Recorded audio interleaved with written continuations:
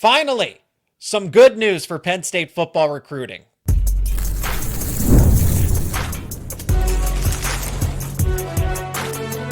You are Locked On College Crossover, part of the Locked On Podcast Network.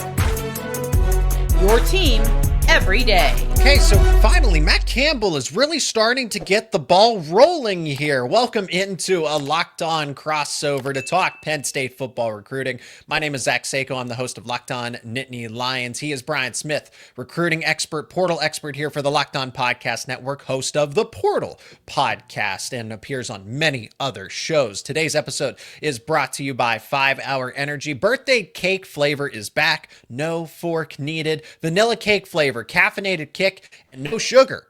It is party time. Order now at 5hourenergy.com or Amazon. So Penn State makes a strategic hire. We're going to get into Matt Campbell's strategy when it comes to recruiting, because Kashif Moore it's not just about him being a wide receivers coach. This was strategic when it comes to recruiting. We'll talk about that, Campbell's strategy, and a host of names that Penn State fans should know about, because things are trending in the right direction for the Nittany Lions when it comes to Brian, the list that I sent you, it's pushing about a dozen. Okay, so the reporting comes from Rivals on 3, talking about how Penn State is in great standing with a number of athletes, but just in general, we're going to break down some of the most important names here. But Penn State does not have a commit in the class of 2027, Brian, and it finally feels like, okay, they got something going here.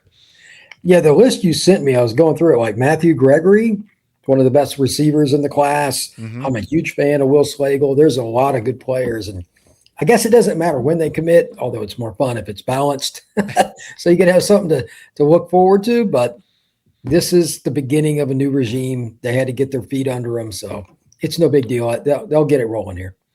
And we'll see. I don't think it's certainly not a guarantee, and I don't know that it's necessarily favorable at this point, but Penn State is still in the mix for recent Michigan quarterback decommit and Peter Bourque. So is there a chance that Penn State, well, guess who? Virginia Tech's going to be in the mix there. We'll talk about that more. He's a part of this list of players, but yes, you mentioned them initially. Matthew Gregory, Will Slagle, who's from the state of Iowa, elite offensive lineman, versatile offensive lineman. The one player that's really starting to gain momentum is a four-star tight end out of South Dakota. And again, this is part of Campbell's strategy. So we're also going to get into the early part of what we wanted to discuss later on. And it's just how the footprint has expanded. Penn State would never recruit South Dakota, the Midwest the way they are. And this is what is going to be, it's going to take time, but once it really settles in, Matt Campbell's plan to attack the Midwest and leverage what they built at Iowa State, but then combine with, okay, New Jersey, obviously Pennsylvania, because yes, dominate the state, you're Penn State, you still got to recruit Pennsylvania, but it's becoming more about Pennsylvania, New Jersey, and the Midwest as opposed to Florida, right? Okay, I can get your thoughts there too, since you're a Florida expert, but what do you like about Penn State's territorial shift? If you get half your class from their traditional states, West Virginia, Pennsylvania, Ohio, obviously Jersey, the Maryland, D.C. area, etc., then you can go wherever you want. Mm-hmm. When Joe Pa was coach, they'd get a couple kids from like Atlanta or North Carolina, South Carolina, but it was basically Virginia, D.C. was like their southern. Like, it's crazy. Like, they hit it so hard. They didn't go outside that. But now they get a few kids from Detroit. They'll get a Chicago kid. They'll get a kid from Indiana or whatever. Adding just a few more states, even if it's 1 or 2 players a year, especially we'll talk about Slagle here in a minute. Yep. It doesn't take a lot of volume, but you can find one more guy outside your realm, because sometimes it's weird how it goes in cycles. There'll be 3 great receivers in your state, and then the next year, it's dry as a bone. If you have a broader base, you're going to have a more balanced opportunity to recruit. I think that's going to help them. And like the Terwilliger kids, I mean, not that the Dakotas produce a lot of guys, but he's somebody that like a ton of schools, like Notre Dame wants him, etc. He has a bunch of offers. If you're that good and you're from the Dakotas, there's something there. You know what I mean? Like, that's a dude. So having a broader base is just going to help them, especially if it's a bad year in any particular tradition-rich area for Penn State recruiting. So this group that, again, Penn State is trending towards, right? It sounds like the intel that is coming in is saying, okay, they're going to land a high upside athletic tight end, which is great because that's what Penn State has been doing, outside of the Matt Campbell regime, right? With what James Franklin, but you get to continue that. There's not a drop off at a key position. Tight end has been a big deal for Penn State offenses, so it looks like that is going to continue with Cooper Terwilliger. You get Will Slagle. I want your thoughts on Slagle before we started this podcast. Brian, you said I think that guy can play any position. He's not just an interior offensive lineman or just a tackle. He could play any spot on the offensive line in your mind. For whatever it's worth, he's listed at 6'4", 280, and I actually think it's pretty accurate. But there's two things that I liked about him more than any other. His feet are tremendous, especially laterally, which means you can do whatever you want position-wise, and then he actually applies it. There was a play, he got 3 blocks. I mean, I know he's beating up on high school kids, but most guys run over somebody and they fall on them. It's so dumb. He went and found two more blocks. This kid wants to help his team win. That's more important to me than falling on some guy that you're just 100 pounds bigger. And he can pass. He plays left tackle for his high school. I don't know if he's going to play left tackle for Penn State, but athletically, he's in a pretty good spot. I don't know if he's got the length you would necessarily want, but his feet are there. Mm-hmm. Worst case, he's going to be your pulling guard that's an all Big Ten kind of guy. Like, I think this is an all Big Ten level recruit. He's from Iowa. That state produces a ridiculous. I don't know if you've ever noticed that. They've just had so many linemen come out of that state. It's crazy. And he's a kid that kind of fits that. Ironically, he reminds me a lot of the guys that the Hawkeyes have had in the last 20 years that went on to the National Football League. That's exactly what he reminds me of. So you'll take that any day of the week. Center, guard, tackle, that'll take care of itself. Just get the player on campus. Yeah, it's a good idea to recruit the linemen that come from the same state where the Iowa Hawkeyes just put together the top offensive line in college football this past season. So why not copy a part of their formula and go and try to take some of those prospects away? Again, the benefit, Matt Campbell was at Iowa State, so now you have the leverage of Penn State. These are the moves that are supposed to happen because of this combination. But it's still going to be, again, it's not just Iowa, Penn State. This Slagle has a lot of top suitors trying to win his recruitment. We talked about we mentioned Matthew Gregory, and we'll talk wide receiver a little more. But Brian, Matthew Gregory is one of the top players in the state of Pennsylvania. Wide receiver needs an absolute reset. Okay, we're going to discuss Kashif Moore in detail later on in the show. But in this, I'm grateful from Penn State's perspective. They should be grateful that Matthew Gregory is going to consider the Nittany Lions, and that's a strong, hey, this is a nice setup. Things are trending for Gregory to end up at Penn State. I still want Khalil Taylor to be in the fold as well. That is a name that was not really mentioned at this point in time, and he's being recruited by Notre Dame, Ohio State, right? So this is going to be an uphill battle, but I feel like in terms of wide receiver priorities, yes, it is a plus to get somebody like Matthew Gregory, but hopefully you can couple him together with Khalil Taylor. Look, Matthew Gregory is one of the kids, along with Taylor, that was at Future 50 last year. And when I first walked in, we know all these kids are great. But I'm like, who's that kid? Face had to look down the row. I'm like, oh, okay, that's who he is. And he was running by guys, and it was the best group of DBs that I'd ever seen at Future 50. These are the elite of the elite. And this DB class nationally is one of the best I've ever seen. And he's running by guys. That's a great start. Secondarily, he's got enough twitch in him. You could probably play him in the slot in circumstances. This is a guy that has a chance to play in the NFL. He needs to have weight. Yep. He has twitch. He has speed. And he's a killer. Like, when he gets the ball in his hands, he's trying to make you look bad. Penn State doesn't get guys like that here lately. Kobe Howard fits that profile mentally. Yes, I know does. Kobe, but that's been the abnormal answer. So getting a kid, especially being from a local area, they need to set that precedent. They may not get all the receivers in the area this year. They need to get over half of them. I'll just say that. He would be a really good one to get. Taylor and Gregory, I think that the two of them alone account for 4 above average wide receiver commits in my mind. 100%. Yeah, them being phenom caliber, star caliber, just if you were able to get those two, I would rather have those two than, hey, a collection of 4 or 5 above average 3 stars or low end 4 stars. I think Gregory and Taylor can play right away, especially at Penn State, if they're able to land one or both of their commitments. Hey, there's still a number of players that we didn't get to yet, but we're going to talk about on the other side of the break. The other ones that stand out to Brian and which ones Penn State should be pushing for to get commitments from in the class of 2027. That is coming up next here on this Locked On Crossover. I'm Clea Butler, host of Locked On Women's Basketball, and this is Mazda's Women's Basketball Snapshot, celebrating the work no highlight reel can ever capture. It was a heavyweight showdown between number 3 South Carolina and number 7 LSU, and the Gamecocks rose to the occasion. South Carolina secured a hard-fought 79-72 victory to stay atop the SEC standings, using a balanced offensive attack to outlast the Tigers. Tessa Johnson led the way with 21 points, while Raven Johnson added 19. Medina Okot dominated the paint with a double-double, finishing with 12 points and 17 rebounds, while Joyce Edwards chipped in 10 points to round out the scoring. With the statement win, the Gamecocks now turn their attention to a road matchup at number 23 Alabama on Thursday. These moments are earned off the clock, those long before the lights ever come on. The sweat, the fakes, the doubt, the scrapes, and coming back for more every time. Mazda puts that same drive into every detail. Wins define the moment, putting in the work, that defines you.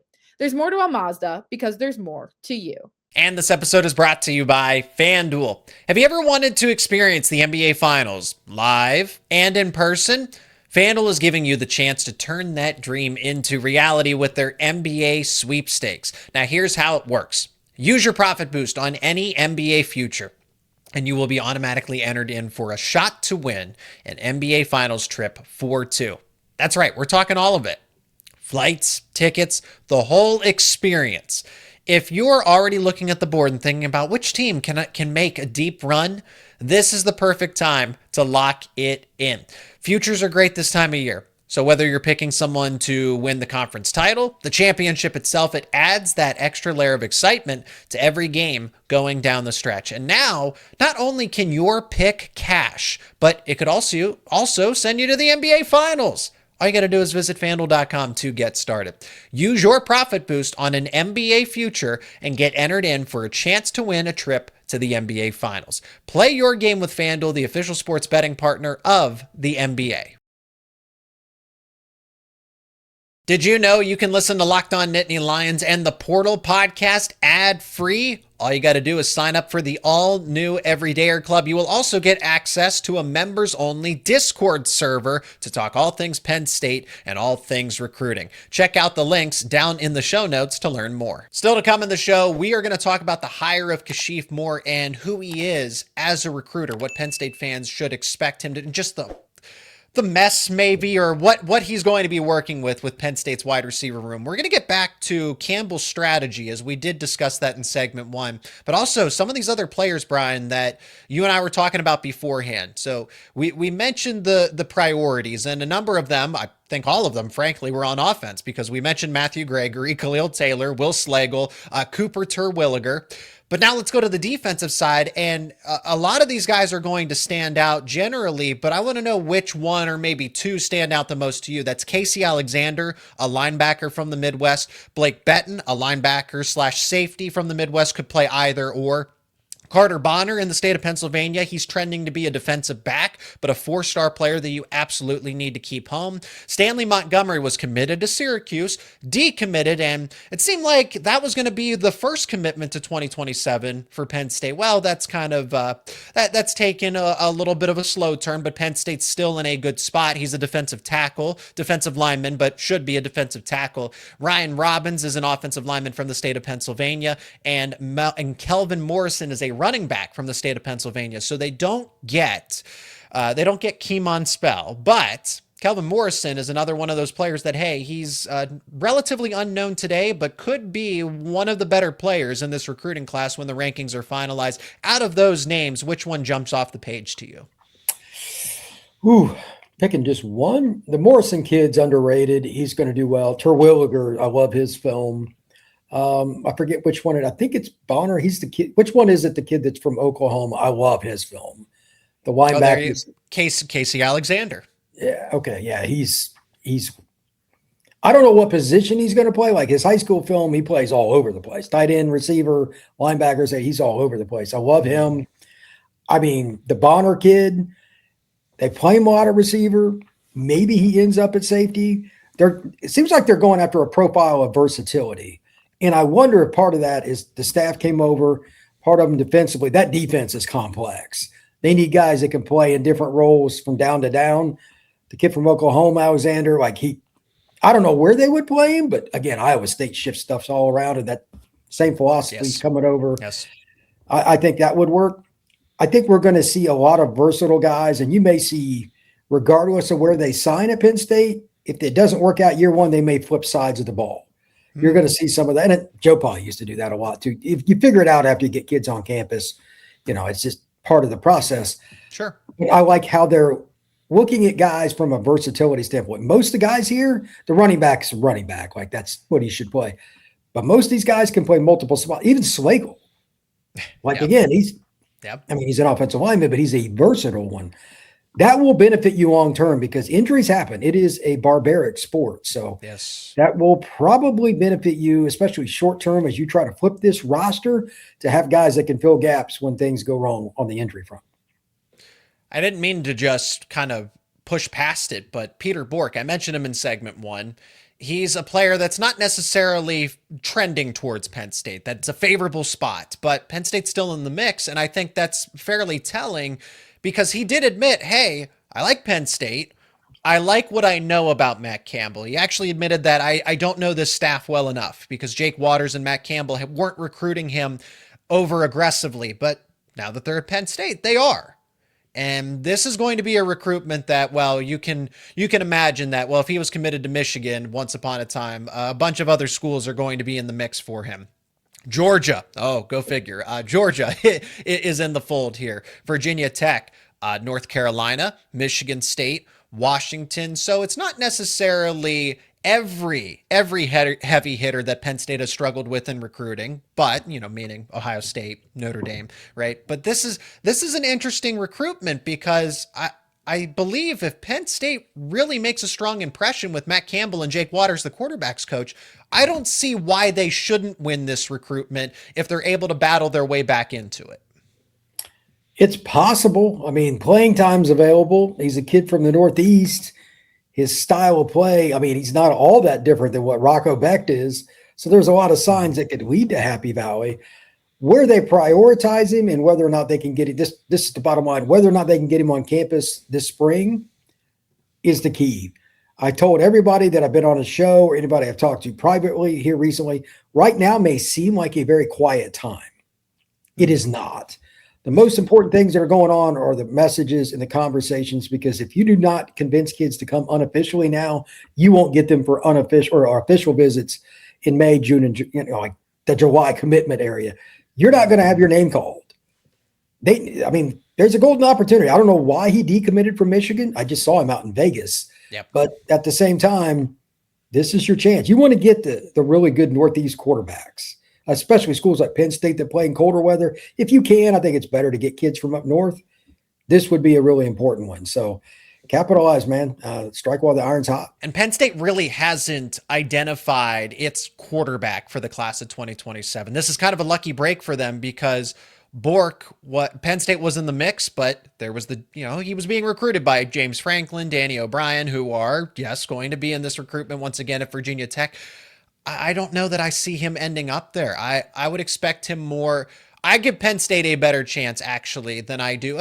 Part of that is proximity, right? And it's just about Matt Campbell and Jake Waters building a relationship with Bourque. That's where they're behind, is they don't have this long-standing, hey, we've been recruiting you for the past 3 years. So it's going to be accelerated. But I think with the right message, I don't see why Penn State can't be the favorite to once some time passes by here and this recruitment kind of opens back up here. Now, the strategy, Brian, that I wanted to get back to, part of it is how they're prioritizing the state of New Jersey, which I think is a must. I don't know why this wasn't the case for James Franklin. And this is maybe ultimately what led to his demise, is that, okay, you wanted to hit Florida, which I don't blame. But if you're Penn State, New Jersey's a 3-4 hour drive away. Florida's a 3 hour plane ride. People are more inclined from New Jersey when the talent's right there. So that's what I like about Matt Campbell's recruiting strategy here is, okay, get situated in Pennsylvania, maximize what you have built in the Midwest, but now add your second primary state, which should absolutely be New Jersey, and then go from there. It should be Pennsylvania, New Jersey, a cluster of the Midwest, and then go wherever else, like you said earlier in the show. Yeah, get a DC kid, get a kid from Virginia, move it around. I think they'll still touch on the state of Florida once in a while, but that's not been their turf. I would imagine, they got some kids down there in the Tampa area, but they don't have to do that. Yeah, then there's nothing wrong with that. Yeah, that was one of the kids. He was a Tampa guy. But at the same time, you said it right. West Virginia, New Jersey, New York, Connecticut, those states, they're right there. So why would you not? It's pretty straightforward. So that's fine. Cherry picking those other areas. You're going to have fewer guys leave too after they get on campus. More likely. It's not always the case, but the percentages will show that you're going to have more success. And you're trying to build a roster. You need some consistency. This is going to be their first big class. They really need it not only to hit initially, they need those kids to stay, man. Especially those linemen, because it takes longer to develop them anyway. They need to really hit on linemen from the Northeast, Midwest, and then everything else kind of fall in place. I have no criticisms of their initial plan right now. I like that he is doubling down on attacking the state of New Jersey, because Pennsylvania, it's not a given, but you're obviously going to start there. You don't need to add all of these extra resources and attention to Pennsylvania. You're going to pay attention to it. But I like that, hey, the running backs coach, New Jersey native, new wide receivers coach, New Jersey native. You already have built what you built in the Midwest. That's Matt Campbell. That's Jake Waters. That's Ryan Clanton. But the fact that you say our running backs coach and our wide receivers coach, the offense, that's New Jersey. New Jersey has good defensive prospects, Brian, but it's really the offensive players that come out of the state of New Jersey. They're almost on a separate level that are higher than the defensive guys. Yeah, I don't know why you wouldn't want to do it the way they are. This makes sense. And I wondered when Matt came over, okay, guys come and go. It's college profession. You get a guy for more than 2 years, it's a bonus. There's a happy medium. And this is something that's debated all the time. You got to get a coach first. But if you don't get a few elite recruiters on your staff, I don't care how good your coaches are, you have no chance. Once you play the Ohio States, teams like that, you're not going to outcoach them anyway. They got really good staff, so you better have players. Yeah. And they've got to do an even. Not that they don't do a good job under Franklin, they did, but they got to take that extra step up. New Jersey, PA, DC, Virginia, all those areas. Get a Jersey guy first. So you just said maybe that's their first state that they go after. I can see why it would be. Yeah. I think that makes sense. And I'm sure if he's from Jersey, he's familiar with New York City, he's familiar with DC, Philadelphia. Absolutely. Yep. So there you go. I think it's a good move. It's a great move. And it makes me question why was Florida, I don't blame you for going into Florida, but why was that prioritized over New Jersey when, again, it's right over there? It's right just beyond Philadelphia. I don't know.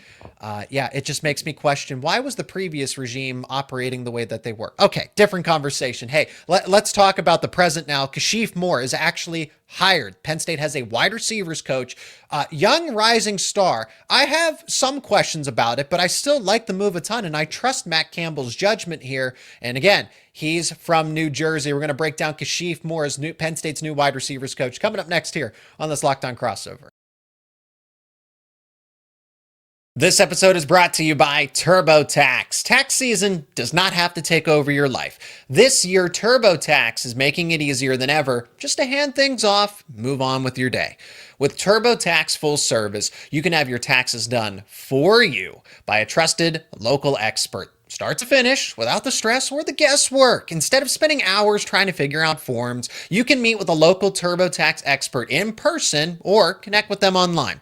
They handle everything from W-2s to self-employment forms, and they'll work to get you every deduction. You can upload your documents, go about your day, and get updates right in the TurboTax app. It is a huge time saver, and it's going to give you real peace of mind knowing, hey, an expert is handling all of it. For a limited time, you can have your taxes done by a local TurboTax expert for just $150. That's right, $150 all in if a TurboTax expert did not file for you last year. All you got to do is file by February 28th. Take taxes off of your plate. Get back to your life. Visit TurboTax.com/local to book your appointment today. That is TurboTax.com/local. And this episode is brought to you by 5 Hour Energy. Welcome to the 5 Hour Energy Flavor Draft. We're looking at every aspect of the draft to let you know which tasty flavors are the best and which ones just might be sleepers. The board is set,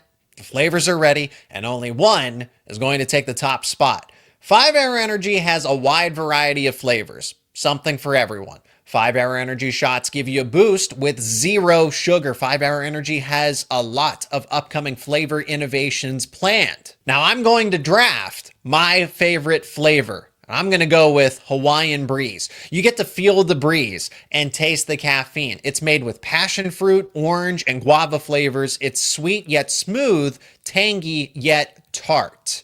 So it's that kind of versatility that you're looking for in a top draft pick. Some other flavors that you yourself might select number 1 overall: cotton candy, confetti craze, fruity rainbow, cherry, grape, berry.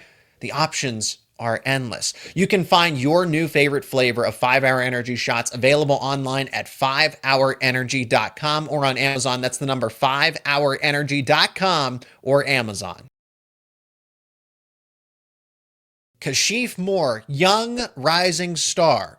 My question, Brian, before we get to, his background, he was a good wide receiver at UConn. That's where he played. He's originally from the state of New Jersey. We've already highlighted how important that is and what Matt Campbell's trying to do with a move like this.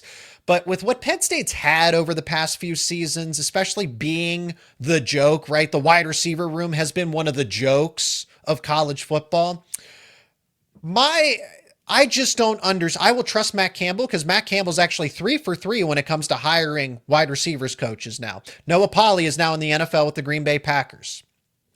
Before that, Nate Scheelhaus is the passing game coordinator for the Los Angeles Rams. He was the wide receivers coach at Iowa State before Polley.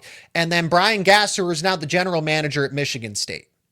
There is always upward mobility. These guys are really good at what they do, and Matt Campbell is really good at finding these caliber coaches that eventually transcend and move on to better jobs. Okay, Kashif Moore is here. I don't want to project where he's going to be in the future, but I also, with what Penn State's been dealing with, an established guy, he might work out, but he also might not, right? The same things that I would say about Kashif Moore in terms of, hey, a rising star, innovative mind. He gets you into the state of New Jersey. The same arguments were made about Marcus Hagans when he came from Virginia. It was a thought that this was going to be a home run, and it just never developed. I don't know what happened there. He did okay as a recruiter, but he didn't finish as much as he should. And then once they struggled on the field, it was a wrap. I'm just going to go ahead and make a proclamation. I don't know anything about the new coach. It can't be much worse. It just can't. Yeah. I'm sorry. I'm not trying to pile on, but they were bad. For the level of Penn State football is, especially all the other positions, if they just would have been average at wide receiver. I know. I mean, just average. They weren't even close to it. And one of the guys that left went to Ole Miss and was really good as soon as they got there. So that's a coaching problem. Okay, that's just reality. Now you add the fact that this guy's from New Jersey. Not that there was anything wrong with Hagans being from Virginia. That's another good one to be from. Mm-hmm. But New Jersey, again, you can make a strong argument that's the most important state outside of Pennsylvania for the Nittany Lions to recruit. That's about as good as it's going to get. So now he's got to prove he can coach and he's got to prove he can recruit. But I'm sure Matt made this strategic hire. And like you said, he's got a great track record for whatever reason across the board. But with the receiver coaches, I'm going to go with what Matt thinks. I mean, he's figured it out. He knows his offense. He understands what they need. This guy took 3-star recruits and put them into the NFL. So Yep. we're good. I need to see what this guy does as a recruiter probably more than anything, because Penn State, they've got coaches that have figured it out in terms of scheme. Well, why I already know this move's going to be better because, again, it doubles down on a state that you need to prioritize. You need influence in. So you have Savon Huggins as the running backs coach, and then you add in Kashif Moore. Whereas Marcus Hagans was, okay, you weren't really struggling in the DMV. Okay, yes, it's kind of great to, double and triple up because, right, James Franklin was the DC, Maryland, Virginia connection. Then you add in Marcus Hagans.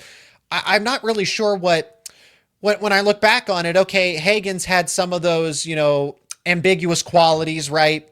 A rising star, again, he's young, he's innovative, and it never materialized. Okay, but I look at, you actually have the proof here with Moore. Skylar Bell over at UConn put up over 1,000 yards, not over the course of his career. He had over 100 catches and 1,000 yards at UConn his final season. He is now a legitimate NFL draft prospect, and that's what Noah Polley was doing. Noah Polley developed Christian Watson. What happened to Christian Watson? Well, it's been an up and down career in the NFL because of injuries, but became a second-round pick. Jaden Higgins with Noah Polley at Iowa State became a second-round pick after being a 3-star, went to a community college and then transfers to Iowa State and then becomes a second-round pick. And Jalen Noel from Iowa State becomes a 3rd-round pick to the same team, go figure, with the Houston Texans. So there's an Iowa State to Houston Texans pipeline there.